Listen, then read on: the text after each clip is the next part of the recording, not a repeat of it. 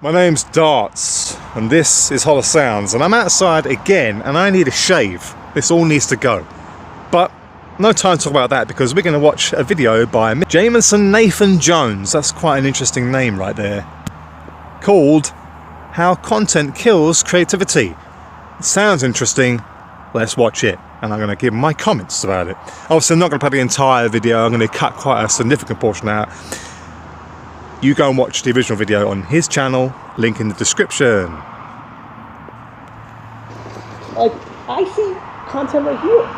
Like, I see content in, maybe I have, this is probably my strength. I see content in everything. 165, which happens to be the 165 actions a day. But it's not fair, he's got a better beard than me. Look at that.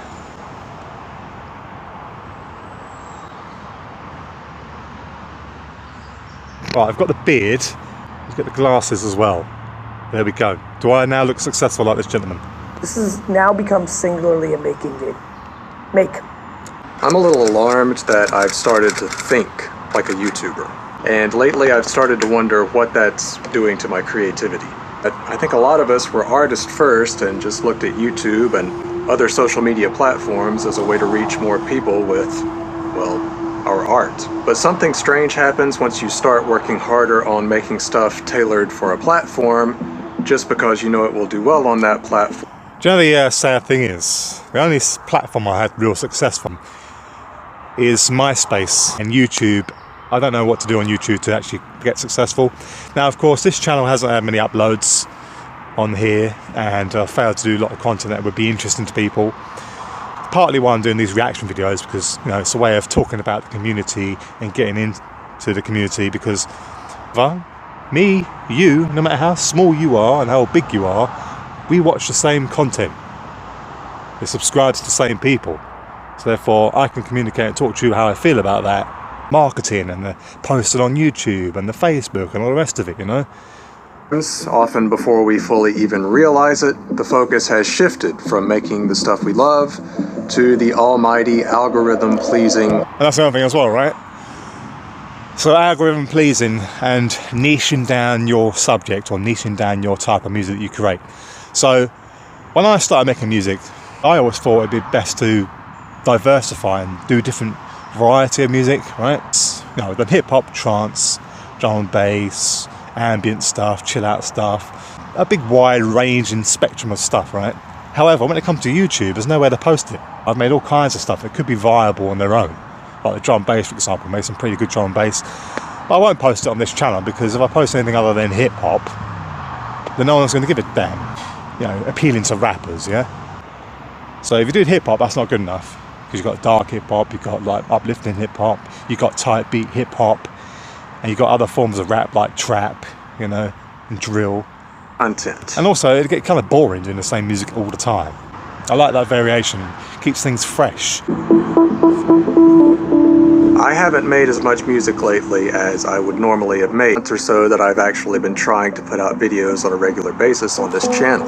And that strikes me as odd, because I didn't start this channel to review music gear, but it turns out it's really difficult and nearly impossible to just post music these days to any of these platforms.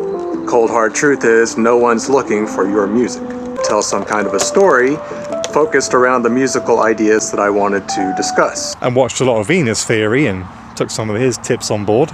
No problem being inspired by somebody though, but this guy does give me Venus Theory vibes. To make better thumbnails that would entice people to click on my tiny rectangle as opposed to the hundreds of others that... To be fair, I'm actually pretty good at making thumbnails. I can do graphic design, obviously editing clips and pictures together. I can make some pretty catchy thumbnails. You look like I don't really have much time to make these thumbnails, so they need to be done pretty quick, within sort of like 10 minutes. But they're pretty catchy. These two here, they stand out quite well. Someone who watched my videos, he said to me, "Oh, it's a good job you took your glasses off when you did your video. You don't want to wear glasses when you're doing your video." But every time I do a video now, I'm like, take the glasses off, but then I'm squinting to see the damn screen. So, this guy's got glasses, so why can't I wear glasses, damn it?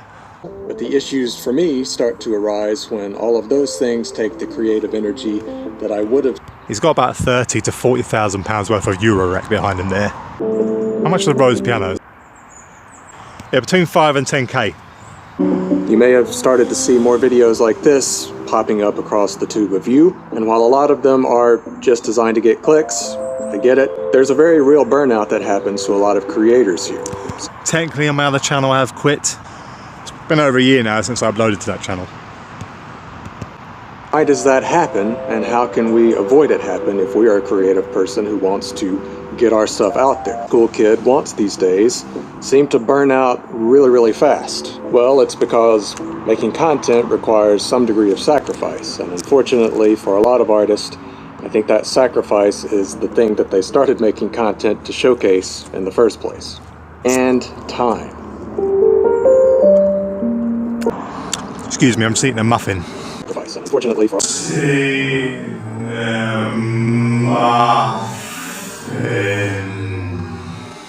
How are you supposed to have time to do music and do really high quality videos?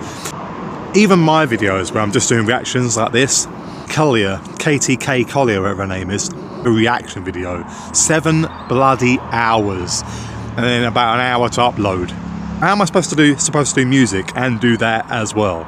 It's no wonder that Busy Works Beats basically uploads about 1 million videos a day that are not edited at all, you know? It's easy just to do a video and then just send it out, you know? But editing, that is really time consuming. And a lot of these big YouTubers you're watching, they pay an editor, you know, they get to a certain size and they can pay an editor to do these things, they can pay somebody to market for them and the rest of it, so they can just spend their time doing the music. I've talked about this in the past in relation to composition versus improvisation. It's not composition, because one is carefully planned and one is not.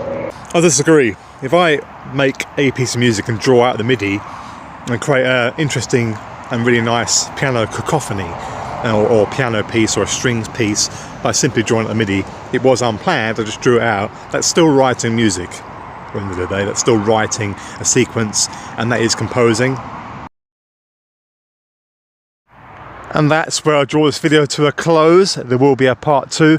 A lot to say on this topic, this gentleman is saying in this video, but too much for a 10-minute video. So I'll be back for part 2. Don't forget to like, leave your comments down below, and I'll see you next time.